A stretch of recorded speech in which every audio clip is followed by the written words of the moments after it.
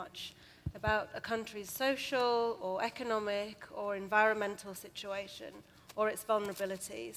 And instead, what we need to evaluate or look at in combination, yes, we need to look at income per capita, but we also need to look at its capacities to mobilize domestic resources, a country's capacity to access affordable private finance, both domestic and international, its debt ratios, its vulnerability to shocks, both economic and environmental, its social indicators, and the type of program that we're trying to fund. And if you take all of those indicators as a package, then you have a much better idea about what kinds of financing instruments might be required and on what kind of terms and conditions. Let me just make one very, very brief comment. Professor Bourne very rightly said the SDGs, for some countries at least, will not be achieved without debt relief and without substantial debt relief for some countries, and I would concur with that position. And I think that, look at the enormous success in the 1990s and the early 2000s of the Jubilee 2000 campaign. And what we really need here in the Caribbean is a Jubilee 2000 or a new Jubilee campaign. So this is my call to arms. Here's a new idea. Let's walk away from here founding a Jubilee movement for the Caribbean. Thank you. Hi, good afternoon. Gina Granado, UE St. Augustine. In light of the title of this session, Advocating Innovative Financing Solutions, I am sorry, but I'm yet to hear much innovative ideas about financing. We've heard about remittances, FDI, reducing debt, stabilizing debt, removing debt for some time. I want to put some solutions forward that I think probably we would have heard about before, but I think we need to move towards innovative strategies. The global carbon markets, we talked a lot about climate change and that issue. Guyana in particular has one of the largest tropical rainforests, and they can receive global carbon credits for their rainforests, and I think that is something that we have to prepare ourselves to be able to take advantage. A regional development agency or organization, we need to stop borrowing money from everywhere else and really advocate for our own development organization. Is the Caribbean positioning itself to take advantage of opportunities which are emerging in the international political economy? I think we need to revisit our trade diplomacy and really look at how we are positioning ourselves so that we could take advantage of opportunities that will come up in the future.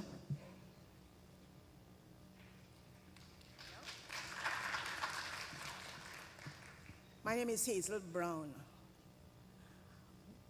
And I want to ask the same question I asked on Tuesday. Sustainability and innovative financing and all of that. For who? And for what? Because you see, my vision of the future of the Caribbean is not for myself. I have lived my 10, but for my 8 grandchildren, whose ages are from 23 to 5. Today, I am on my 3rd grandchild SE, and I still have 1 more to go. But do you know what is the treat the SEA children will get this afternoon? They will be taken to KFC. My vision of a long-term sustainable development, I believe, depends as much on household efficiency and sustainability as on the sustainable of the governments that come. And I always say governments come and governments go. So whatever we do for the future of the Caribbean must be anchored in the people and the households of this Caribbean. So, what is in all of this talk of the last 3 days for Caribbean people, for Caribbean women, for Caribbean children, for Caribbean workers, for Caribbean farmers, who haven't been mentioned at all? We must start, I think, by challenging what we value. And one of my favorite things to value is the sunshine. Maybe we might think about how we value the seaweed that came up on the shore. There may be some money there. But what about, and I want to thank Ambassador Smith, what about us valuing our cultural, traditional savings like the susu? And we will be told about all of the regulatory reasons why our little bits of money cannot create great pools of money for financing, because we are still thinking like the other people. I want to hark back to Professor Antoine on Tuesday morning when she looked at the financial institutions profiles and why we have deliberately chosen to degrade and devalue ourselves in favor of other people's system of financing.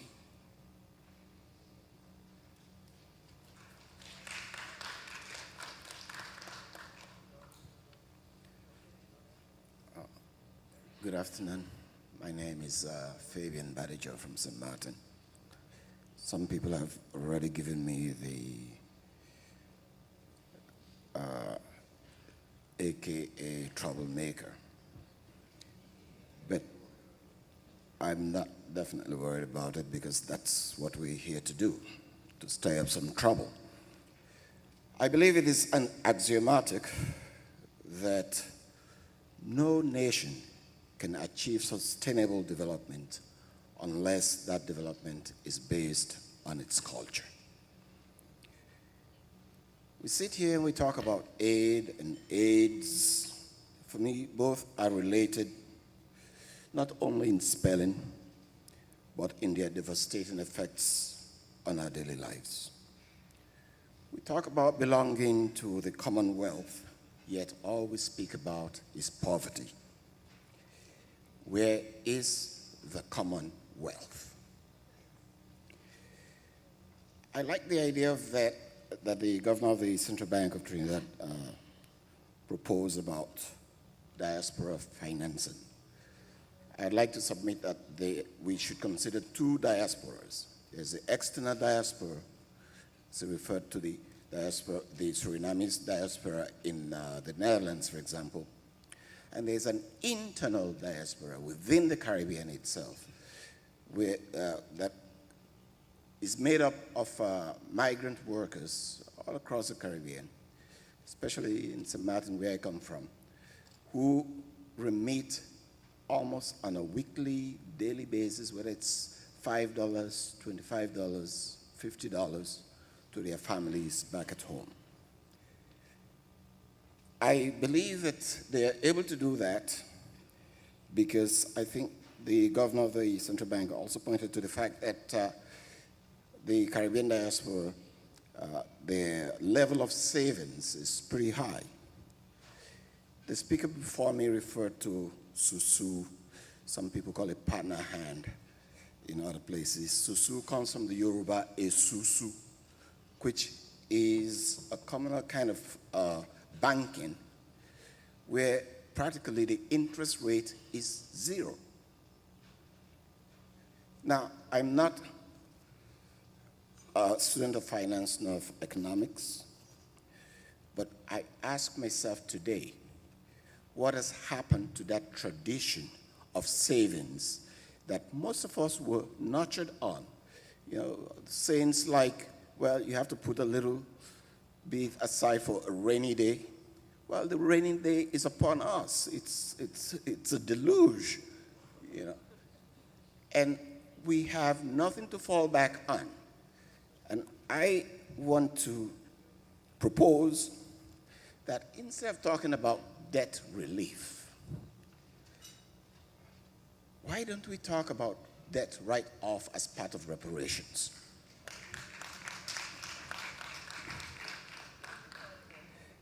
I mean, let's face it, the debt that we are groaning under today is as a result of, yeah, I see the red flag up.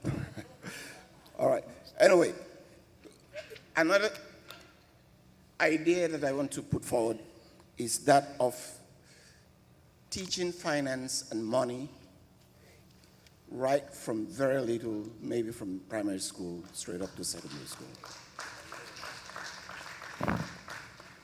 Today, our families can hardly balance their own family budgets. How do we expect our finance ministers to balance the national budgets? Right? So, on that note, I think, well, let me just cede the floor to the next speaker. Good afternoon to the members of the distinguished panel. Brothers and sisters, I'm Richard Ledoux, coordinator of the Trinidad and Tobago National Environmental Fund, the Green Fund. I have two specific comments to make with respect to bold action, which is the purpose of our session today. And I want to refer to the first in terms of, first of all, observing that we have 2 empty seats, or 3 empty seats on the stage. I'm not sure if it's due to the vibration, but I would have thought that a representative of the Caribbean Development Bank would have been useful to our conversation today.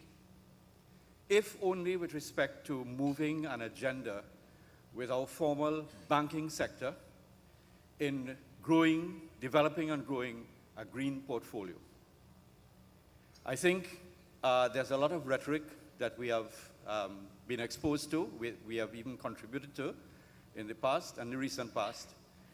But the time for action has come, and we have to translate, especially in the context, if you like, in terms of an international agenda, our sustainable development goals, into action on the ground and direct our formal financing sector towards growing our green economy. And I know we have a session on that later, but at least in this particular discussion this afternoon, I thought it would be useful to note that this is a clear action for bold action, a clear area for bold action going forward. The second contribution I'd like to make is with respect to financing for sustainable development for what and value added. And there are 2 areas that I would like to address. The first is in terms of the valorization of our natural capital, and several speakers referred to this over the last couple of days. The valorization of our natural capital and our assets in our national accounting as part of the financial equation, with respect particularly to reporting our GDPs. We have shortchanged ourselves. This is an area that we can disrupt, and we can move towards including our national asset value in our national reporting. And the second area is building really the nexus between environmental governance, our social benefits, and our human capital. And that nexus, to me, from my experience, appears to move from a projectized environmental funding towards a program scale of investment and payments for ecosystem services. Thank you.